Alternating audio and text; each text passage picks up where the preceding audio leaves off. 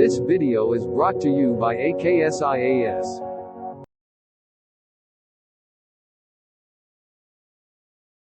So ఈ టాపిక్లో మనం చూడబోయేటటువంటి అంశం ఏంటంటే, ఈ మధ్య ఎక్కువగా న్యూస్లో వచ్చినటువంటి topic, Yasin Malik gets life time for terror funding. అంటే ఉగ్రవాదులకి ఫండింగ్ ఇచ్చాడు అనేటటువంటి అంశంలో యాసిన్ మాలిక్ అనేటటువంటి వ్యక్తికి లైఫ్ టర్మ్ అనేటటువంటిది విధించారు. NIA special court in Delhi ఈ మధ్యకాలంలో ఈ లైఫ్ టర్మ్ ఇచ్చింది. అయితే ఇందులో ఇతను ఎందుకు టెర్రరిస్ట్ అయ్యాడు, ఇతని బ్యాక్గ్రౌండ్ ఏంటి, వాళ్ళ ఇంట్లో వాళ్ళు ఏం చేస్తారు, ఇతనికి కూడా మన సినిమాల్లో చూసినట్టుగా ఏమైనా పెద్ద బ్యాక్గ్రౌండ్ స్టోరీ ఉందా, ఇవన్నీ నేర్చుకుంటే you won't become a competitive examination candidate. You will become another Devi Nagavalli of TV9 or any other person like Rajinikanth, ఎవరైనా అనుకోవచ్చు, right? So we're not that part. We're here to learn some important information which is related to exam కదా. సో మనం చూడాల్సిన అంశం ఏంటంటే, అసలు terror funding అంటే ఏంటి, ఈ డెఫినేషన్ అడుగుతాడు. ఇది ఎవడిచ్చాడు అసలు డెఫినేషన్? నేషనల్ ఇన్వెస్టిగేషన్ ఏజెన్సీ అంటే ఏంటి, అన్లాఫుల్ యాక్టివిటీస్ ప్రివెన్షన్ యాక్ట్ అంటే ఏంటి, దీంతో పాటుగా Indian penal code 121, because I myself as a law student I'm very much interested in the IPC sections. నాకు కూడా ఎగ్జామ్కి గుర్తుంటాయని చెప్తుంటాను మీకు. తర్వాత ది మోస్ట్ ఇంపార్టెంట్ ఎగ్జామినేషన్కి వచ్చేది ఫినాన్షియల్ యాక్షన్ టాస్క్ ఫోర్స్ అని ఇంటర్నేషనల్గా అంతర్జాతీయంగా ఒక టాస్క్ ఫోర్స్ ఉంది.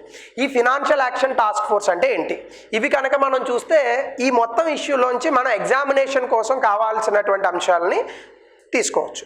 సో ముందుగా టెర్రర్ ఫండింగ్ అంటే ఏంటి? ఫస్ట్ ఆఫ్ ఆల్ చూడండి, terrorism financing is the provision of funds or providing financial support to individual terrorist or non state actors. ఇక్కడ రెండు పదాలు ఉన్నాయి. ఇండివిజువల్ టెర్రరిస్ట్ అంటే ఏంటి, కొంతమంది వైయక్తికంగా ఉగ్రవాదులుగా మారుతారు. ఒక్కొక్కటి సరదాగా ఏకేఎస్ ఇన్స్టిట్యూట్లో జాయిన్ అవ్వాలనేటటువంటి ఆలోచన, మనం ఎదగాలనేటటువంటి ఆలోచన మనకి ఎలా పాజిటివ్గా వచ్చిందో, అందరూ పాజిటివ్గా ఉన్నారు కదా. అంటే గవర్నమెంట్ ఎగ్జాములు కొట్టాలని నా ఉద్దేశంలో, గవర్నమెంట్ ఎగ్జాములు కొట్టాలనే ఉద్దేశంలో అందరూ పాజిటివ్గా ఉంటారు కదా. ప్రభుత్వానికి వ్యతిరేకంగా పనిచేయాలనే నెగిటివ్ ఉద్దేశంలో కూడా ఉంటారు. Maximum number of people India నుంచి ఐఎస్ఐఎస్లో జాయిన్ అయింది కేరళ రాష్ట్రం నుంచి, రైట్? జనరల్గా మనం జమ్మూ కాశ్మీర్ అనుకుంటాం, బట్ కేరళ రాష్ట్రం నుంచి జాయిన్ అయ్యారు. సో ప్రభుత్వానికి వ్యతిరేకంగా పనిచేసేటటువంటి వ్యక్తుల్ని నాన్ స్టేట్ యాక్టర్స్ అంటారు. ఉగ్రవాదంలో భాగంగా వ్యక్తిగతంగా ఉగ్రవాదులుగా మారినటువంటి వ్యక్తుల్ని ఇండివిజువల్ టెర్రరిస్ట్ అంటాం. ఈ రెండు సందర్భాలలోని కూడా వీళ్ళకి డబ్బులు ఇచ్చేటటువంటి ప్రక్రియ ఏదైతే ఉందో దాన్ని టెర్రర్ ఫండింగ్ అంటాం.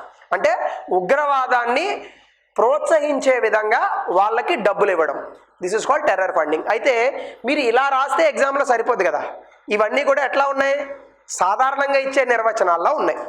So we have to understand this. అసలు ఈ టెర్రర్ ఫండింగ్ అనేటటువంటిది ఎవరు ఇచ్చారు?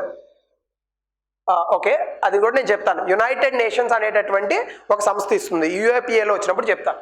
మీరు ఇక్కడ ముందుగా అర్థం చేసుకోవాల్సింది, నేషనల్ ఇన్వెస్టిగేషన్ ఏజెన్సీ, జాతీయ దర్యాప్తు సంస్థ అని ఒకటి ఉంది.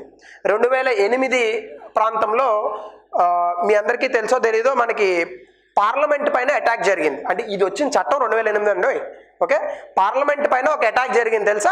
టెర్రరిస్టులు అందరూ కూడా పార్లమెంట్లోకి వస్తే వాళ్ళని చంపేశారు, మన వాళ్ళు లోపలికి వెళ్లకుండా చేశారు.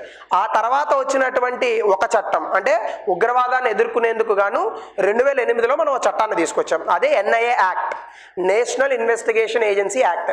According to national investigation agency act, this national investigation agency, జాతీయ దర్యాప్తు సంస్థ అనేటటువంటిది ప్రారంభించబడింది. ఇది కేంద్ర ప్రభుత్వం కంట్రోల్లో ఉంటుంది. ఇది ఏం చేస్తుంది, దర్యాప్తు చేస్తుంది. అలాగే ఈ టెర్రరిస్ట్ ఉగ్రవాదానికి సంబంధించినటువంటి ఏవైనా కేసులు ఉంటే వాటిని ప్రాసిక్యూట్ కూడా చేస్తుంది. ఇందులోనే భాగంగా మీరు చూస్తే ఏ అంశాలలో ఈ నేషనల్ ఇన్వెస్టిగేషన్ ఏజెన్సీ దర్యాప్తు లేదా ప్రాసిక్యూషన్ అనేటటువంటిది చేస్తుంది, ముఖ్యంగా సోవరనిటీ అంటే దేశం తాలూకా సౌభ్రాతృత్వాన్ని ఇబ్బంది పెట్టేటటువంటి విషయాలు కానీ, సెక్యూరిటీ భద్రతాపరమైనటువంటి విషయాలు కానీ, integrity security of state, friendly relations with foreign countries, ఇటువంటి విషయాల్లో అదేం చేస్తుంది, దర్యాప్తును చేపడుతుంది. అంటే ఫర్ ఎగ్జాంపుల్ ఇప్పుడు చూడండి, ఇండియా ఉంది, పాకిస్తాన్ ఉంది. మన సరదాగా ఏదో మిసైల్ ఫైర్ చేస్తే అది పాపం గురి తప్పి పాకిస్తాన్లో పడింది. ఇది భారత ప్రభుత్వం చేసింది కాబట్టి సరిపోయింది, దానికి మనం ఏదో రిప్లై ఇచ్చాం. అలా కాకుండా నేనే సరదాగా ఎక్కడో ఒక మిసైల్ దొరికితే దాన్ని అంటించి అక్కడ వేశాను అనుకోండి, ఏమవుతుంది? ఇప్పటికే పాకిస్తాన్కి మనకి పచ్చగడ్డ వేయకపోయినా బగ్గుమంటుంది. ఇంకా అప్పుడు ఏమవుతుంది? ఒకళ్ళ మీద ఒకళ్ళు యుద్ధం చేసుకునేటటువంటి పరిస్థితులు వస్తాయి. సో ఈ ఫ్రెండ్లీ రిలేషన్స్ ఏవైతే ఉన్నాయో, అంటే స్నేహపూర్వకమైన సంబంధాలు, వీటిని చెడగొట్టే విధంగా ఏ వ్యక్తి అయినా లేదా ఒక ఆర్గనైజేషన్ అయినా కూడా ప్రవర్తిస్తూ ఉంటే వీటిపైన కూడా దర్యాప్తులు చేసేటటువంటి సంస్థ ఇదే. దీంతో పాటుగా అటామిక్ అండ్ న్యూక్లియర్ ఫెసిలిటీస్, మనకి ఇన్ జనరల్గా అణుబాంబులు అని ఉంటాయి, అణు పదార్థాలు, లేదా మీకు పవర్ను ఉత్పత్తి చేయడానికి, విద్యుత్తును ఉత్పత్తి చేయడానికి మనకి అటామిక్ ప్లాంట్స్ కూడా కొన్ని ఉంటాయి, న్యూక్లియర్ ప్లాంట్స్ అంటాం వాటిని. కుదాన్కులంలో పెట్టాం ఆ మధ్యకాలంలో, రైట్, 2012-14 ఆ ప్రాంతంలో చాలా పెద్ద గొడవైన దేశంలో. సో ఇటువంటి వాటికి వ్యతిరేకంగా పనిచేసేటటువంటి వ్యక్తులు జనరల్గా మీరు చూడండి, మీరు అణుబాంబుని పేల్చాల్సిన అవసరం లేదు. ఈ న్యూక్లియర్ ప్లాంట్స్లో వెళ్ళే వాటర్ సప్లై ఉంటుంది, కూలెంట్ అంటారు, దాన్ని కట్ చేశారనుకోండి అదే పేలిపోతుంది ఆటోమేటిక్గా. I'm not giving any idea, this is a disclaimer, okay. జనరల్గా this is what generally people do. So ఇటువంటి వాటికి వ్యతిరేకంగా చేసేటటువంటి చర్యలు ఏవైతే ఉంటాయో ఆ వ్యక్తుల పైన కూడా దర్యాప్తు చేస్తుంది. అలాగే smuggling of high quality counterfeit currency. Counterfeit currency అంటే ఫేక్ కరెన్సీ అంటాం. అంటే 2000 రూపాయల నోట్ని చాలా అద్భుతంగా ప్రింట్ తీసి ఫేక్ కరెన్సీగా చలామణి చేస్తుంటారు. వీటిపైన కూడా ఈ సంస్థ దర్యాప్తు చేస్తూ ఉంటుంది. అలాగే వీటితో పాటుగా ఇట్ ఇంప్లిమెంట్స్ ఇంటర్నేషనల్ ట్రీటీస్. ఇది జనరల్గా ఎవరు చదవరు. ఎందుకు చదవరు అంటే జనరల్గా న్యూస్ పేపర్లో ఎక్కువగా రాదు. నేషనల్ ఇన్వెస్టిగేషన్ ఏజెన్సీ అంటే కామన్ సెన్స్ ప్రకారం మన బ్రెయిన్ అంతా ఎక్కడికి వెళ్తుంది? ఇన్వెస్టిగేషన్ వైపు వెళ్తుంది, అంతేనా, దర్యాప్తు వైపు వెళ్తుంది. కానీ అంతర్జాతీయంగా చేసినటువంటి ఒప్పందాల అమలుకు కూడా దోహదపడేటటువంటి లేదా అమలు చేసేటటువంటి వ్యవస్థ ఏది? NIA. It is very important. So agreements and conventions, resolutions of United nations, అంటే ఐక్యరాజ్య సమితి విడుదల చేసేటటువంటి కొన్ని తీర్మానాలు ఉంటాయి. ఈ తీర్మానాల అమలు కూడా చేసేటటువంటిది నేషనల్ ఇన్వెస్టిగేషన్ ఏజెన్సీ. అలాగే ఇంకా ఇతరత్ర వ్యవస్థలు ఏవైనా అంతర్జాతీయంగా ఉంటే ఆ ఒప్పందాలు, అంతర్జాతీయ ఒప్పందాలను కూడా అమలు చేసేటటువంటిది నేషనల్ ఇన్వెస్టిగేషన్ ఏజెన్సీ. ఇది ఎన్ఐఏకి సంబంధించిన విషయం. ఇదే కాకుండా దాని తాలూకా లక్ష్యం ఏంటి? దేశంలో ఉన్నటువంటి ఉగ్రవాదం ఏదైతే ఉందో దానికి వ్యతిరేకంగా ప్రభుత్వం తరపున పోరాటం చేయడం, ఇది మొదటి లక్ష్యం. 2, it is acts as central counter terrorism law enforcement agency. అంటే మీరు చూడండి, టెర్రరిజంకి వ్యతిరేకంగా చట్టబద్ధమైన ఒక వ్యవస్థ కూడా, అంటే చట్టబద్ధమైనటువంటి నిర్ణయాలు తీసుకుంటుంది. అలాగే ఈ టెర్రరిజంకి సంబంధించి ఇన్వెస్టిగేషన్, దర్యాప్తు చేస్తూ ఉంటుంది. ఈ టెర్రరిజంలో పట్టుబడినటువంటి వ్యక్తుల్ని కోర్టుకు తరలించి వాళ్ళపైన ప్రాసిక్యూషన్ చేసేటటువంటి దాన్ని లా ఎన్ఫోర్స్మెంట్ ఏజెన్సీ అంటారు. అంటే చట్టాన్ని అమలు చేసేటటువంటి ఒక వ్యవస్థ.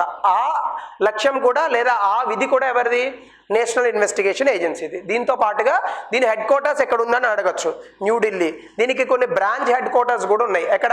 హైదరాబాద్లో ఉంది, గువాహటి, కొచ్చి, లక్నో, ముంబై, కోల్కతా, రాయ్పూర్ అండ్ జమ్మూ అండ్ కాశ్మీర్. అలాగే అన్లాఫుల్ యాక్టివిటీస్ ప్రివెన్షన్ యాక్ట్, అంటే ఈ వ్యక్తిని బుక్ చేసింది ఈ ప్రొవిజన్స్ కింద బుక్ చేశారు. అన్లాఫుల్ యాక్టివిటీస్ ప్రివెన్షన్ యాక్ట్ కింద కూడా బుక్ చేశారు. ఇది మన దేశంలో వచ్చినటువంటి ఒక కాంట్రవర్షియల్, వివాదాస్పదమైనటువంటి ఒక చట్టం ఇది. ఎందుకంటే ఈ చట్టం కింద అరెస్ట్ చేసినటువంటి వ్యక్తుల్లో 95.5% మంది ఇంకా ట్రైల్లోనే ఉన్నారు, వాళ్ళకి శిక్షలు పడలే. అంటే ఎంతమంది పైన కేసులు ప్రూవ్ అయ్యాయి? కేవలం 4.5% మంది వ్యక్తులపైనే కేసులు ప్రూవ్ అయ్యాయి. మిగతా 95.5% మందిని ఊరికనే జైల్లో పెట్టారు. అంటే మీ పైన కూడా కావాలని అనుకుంటే టెర్రరిస్ట్ ఛార్జెస్ విధించి ఈ చట్టం ప్రకారం మిమ్మల్ని జైల్లో వేసి 50 సంవత్సరాల తర్వాత మిమ్మల్ని రిలీజ్ చేసి యథావిధిగా సారీ అని చెప్పొచ్చు ప్రభుత్వం. కాబట్టి ఇది చాలా వివాదాస్పదమైనటువంటి చట్టం. దీని గురించి మనం ఒకసారి చూద్దాం. దీన్ని 1967లో తీసుకొచ్చారు. 2004లో 2008లో దీనిపైన మనం కొన్ని సవరణలు చేసాం. ఈ సవరణలే కొంత వివాదాస్పదమయ్యాయి. ఎందుకు అంటే ఈ చట్టంలో తీసుకున్నటువంటి టెర్రరిజం, ఉగ్రవాదము అనేటటువంటి దాని నిర్వచనం అనేది కొంత ఇబ్బంది పెట్టింది. జనరల్గా ఉగ్రవాదం అనే దానికి నిర్వచనం ఏంటి? This is very important thing. చూడండి, 2019లో మనం parliament clear the unlawful activities amendment to designates individual as terrorist. అంటే 2019లో ఈ యుఏపిఏ అనేటటువంటి చట్టానికి వచ్చిన మరొక సవరణలో భాగంగా ఒక వ్యక్తిని కూడా టెర్రరిస్ట్ అని ముద్ర వేయొచ్చు. ఎలా? On certain particular grounds. ఆ గ్రౌండ్స్ ఏంటో తెలుసా? మీరు పబ్లిక్ ప్రాపర్టీ అంటే ప్రభుత్వ ఆస్తులను ధ్వంసం చేసిన లేదా ప్రజా ఆస్తులను ధ్వంసం చేసిన, ఎవరినన్నా ఇంజురీ చేసినా, ఒక వ్యక్తిని చంపినా, ఇటువంటి చిన్న చిన్న విషయాలకి, ఏది చంపడం కాదు, ప్రజా ఆస్తుల ధ్వంసం మన దేశంలో చాలా చిన్న విషయమే. ఎగ్జాంపుల్కి ఈ మధ్య కాలంలోనే 2 రోజులు 3 రోజుల క్రితం మీరు న్యూస్ పేపర్లో చూస్తే అంబేద్కర్ జిల్లాగా ప్రకటించినటువంటి కోనసీమ జిల్లాలో వాళ్ళందరికీ ఏదో కోపం వచ్చి అక్కడ ఉన్నటువంటి ఎమ్మెల్యే ఇల్లుని తగలబెట్టారు, బస్సుల్ని తిరగేసేశారు. యూఏపీఏ చట్టం ప్రకారం వాళ్ళందరినీ ఉగ్రవాదులను ప్రకటించవచ్చు. ఒప్పుకుంటారా? ఉగ్రవాదులను ప్రకటిస్తే ఒప్పుకోరు కదా. సో వివాదాస్పదం అవుతుంది కదా. ఇట్లా ముంబైలో పోలీసులకి ఎదురు తిరిగినటువంటి వేల మందిని ఉగ్రవాదులుగా చిత్రీకరించి వాళ్ళని జైలుల్లో పెట్టినటువంటి సందర్భాలు అనేకం ఉన్నాయి. ఇదే చట్టంలో ఒక వ్యక్తిని, ఏ రాష్ట్రమో నాకు గుర్తులేదు కానీ ఇండియాలో ఒక వ్యక్తిని 30 సంవత్సరాల పాటు అరెస్ట్ చేసి 28 సంవత్సరాల తర్వాత ఒక ట్రయల్కి వచ్చినటువంటి సందర్భంలో సుప్రీంకోర్టు అతనికి సారీ మేము తప్పుగా నేను అరెస్ట్ చేశామని వదిలిపెట్టింది. ఆ వ్యక్తిని అరెస్ట్ చేసినప్పుడు ఆ వ్యక్తి వయసు 24 సంవత్సరాలు ఎంతో, విడుదల చేసిన తర్వాత 52 సంవత్సరాలు ఎంతో అయింది. So you can understand is pain. యవ్వనంలో జైలుకి వెళ్ళాడు, వృద్ధాప్యంలో జైలు నుంచి బయటకు వచ్చాడు. సారీ అని చెప్తే సరిపోదు, ఆ వ్యక్తి నిజంగా ఉగ్రవాదిగా మారడానికి మనమే ప్రోత్సాహిస్తున్నట్టు ఉంటుంది. సో ఇటువంటి వివాదాస్పదమైనటువంటి కొన్ని అంశాలు ఉన్నాయి. ఇందులో భాగంగా ఇప్పటి వరకు ఉన్నటువంటి సాధారణ చట్ట ప్రక్రియలకి ఇది కొంత డిఫరెంట్గా ఉంటుంది. ఎందుకు అంటే ఇందులో కొన్ని ప్రొసీజర్స్ ఉన్నాయి, నేను అవి నెక్స్ట్ స్లైడ్లో చెప్తాను. ఇలాంటి కొన్ని చట్టాలే ఉన్నాయి మనకి.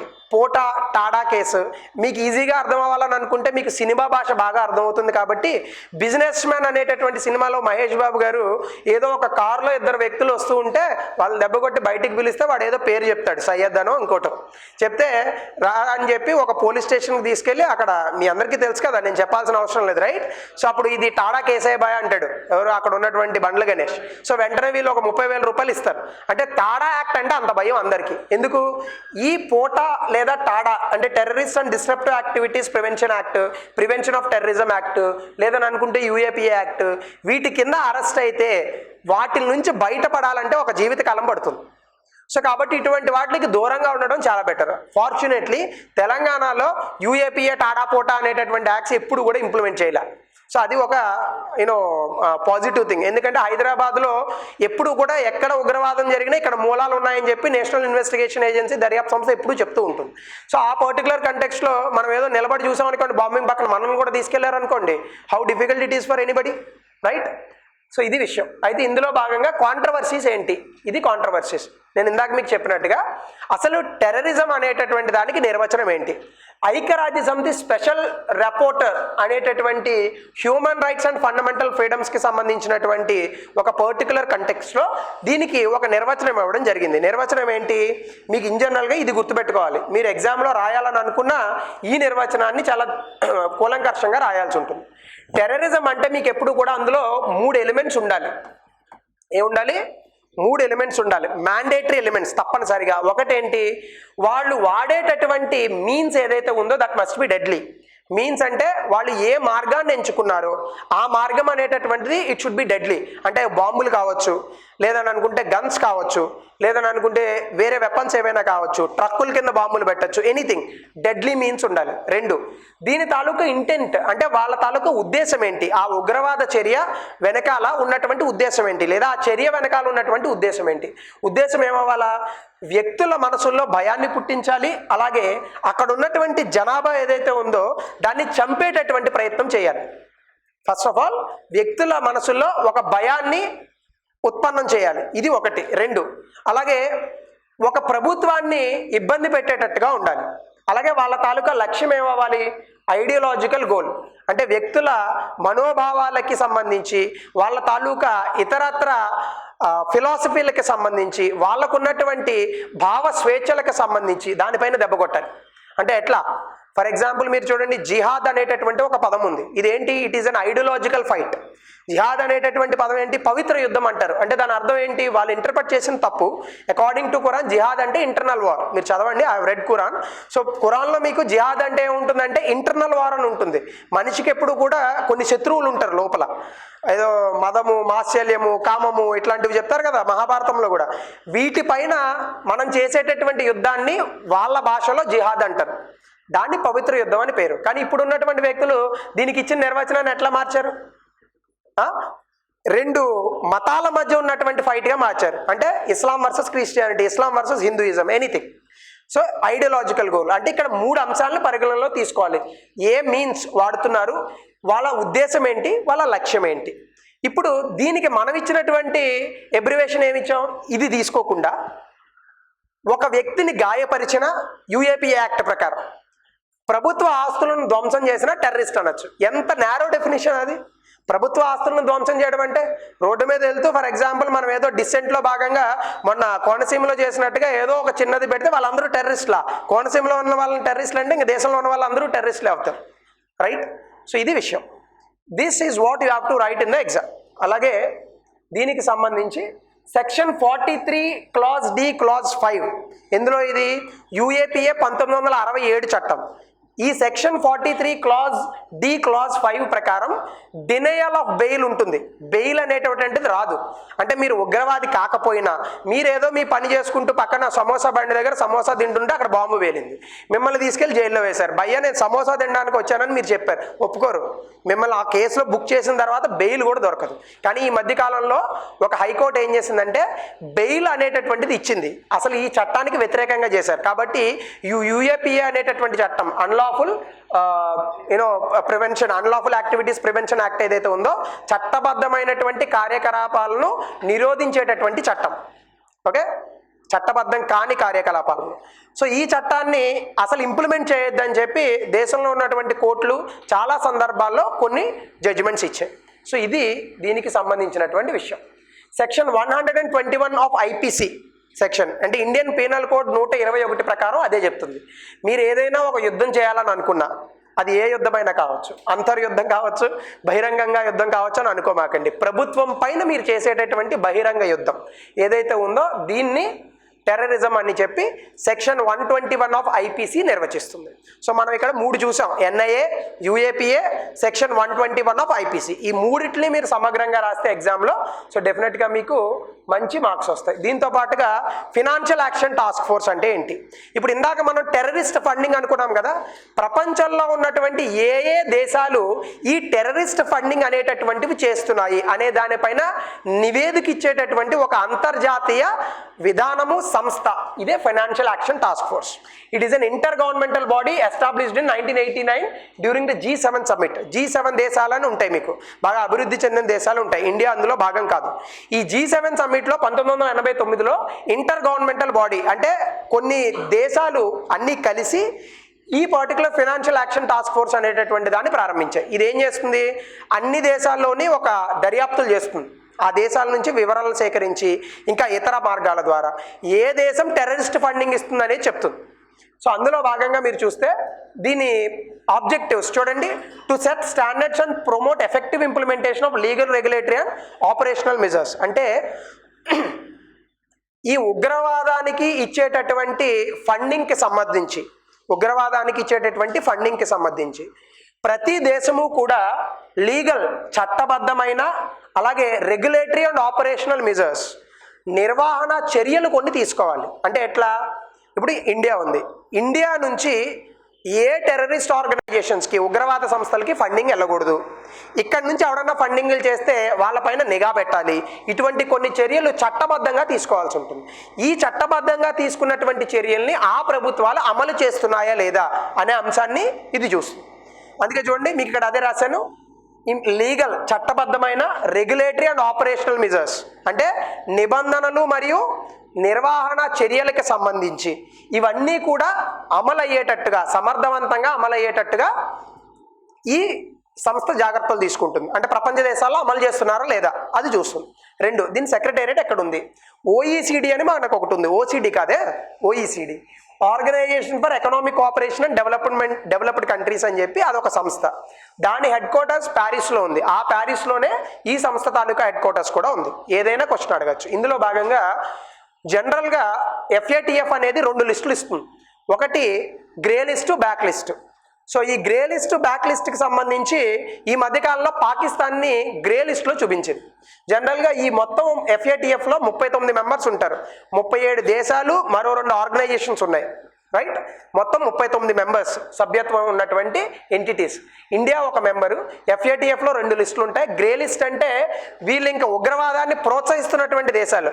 వీళ్ళు ప్రోత్సహించద్దురా బాబు అంటారా, వినరు. నువ్వెవరు చెప్పడానికి మేము ప్రోత్సహిస్తామని చెప్తారు.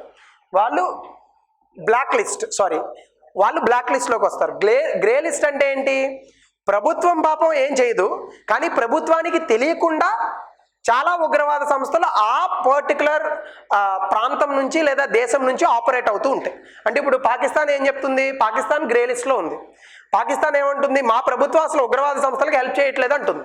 కానీ పాకిస్తాన్లో చాలా ఉగ్రవాద సంస్థలు ఈ టెర్రరిస్ట్ ఫండింగ్ చేస్తున్నాయని చెప్పి ఐక్యరాజ్య సమితి వీళ్ళ దగ్గర నివేదికలు ఉన్నాయి. ఉదాహరణకి అబౌటాబాద్లో మనకి ఒసామా బిన్ లాడెన్ దొరికాడు. వెంటనే పాకిస్తాన్ ఏమన్నారంటే మాకు తెలియదు అతను ఎప్పుడు వచ్చాడు, అసలు మేము పొద్దున్న టిఫిన్కి కూడా చూసాం, రాలేదు అతను, మీరు ఎట్లా పట్టుకున్నారని మనల్ని అడిగారు తిరిగి, అంటే అమెరికా వాళ్ళని. Right? In that particular context grey list అంటే ఏంటంటే countries that are considered safe haven for supporting the terror funding and money laundering. అంటే కొన్ని దేశాలు ప్రభుత్వం వాళ్ళకి హెల్ప్ చేస్తోందా లేదా అనేది తెలియదు, కానీ ఆ దేశం నుంచి మాత్రం టెర్రరిస్టులు ఆపరేట్ అవుతూ ఉంటారు. దాన్ని గ్రే లిస్ట్ అంటాం. బ్లాక్ లిస్ట్ అంటే ఇంకా direct countries known as non cooperative countries. అంటే ఏ కంట్రీస్ అయితే మనకి non cooperative countries or terrorist or put in the black list, అంటే వీళ్ళు ఇంకా కంప్లీట్ టెర్రరిజం దగ్గర ఉంటారు, అంటే వీళ్ళు FATFకి కోఆపరేట్ చేయరు, అది బ్లాక్ లిస్ట్లో ఉంటాయి. అండర్స్టాండ్?